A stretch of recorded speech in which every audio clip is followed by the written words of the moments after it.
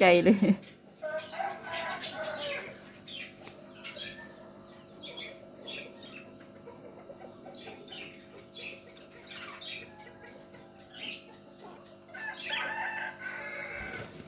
อยู่ครบ4 ตัวไหมตุ้มลูกดีเถอะตัวน้อยๆยังอยู่บ่นี่จะไว้เห็ดได้3 ตัวเพราะอะไรนั่นมันพอมันตุ้ม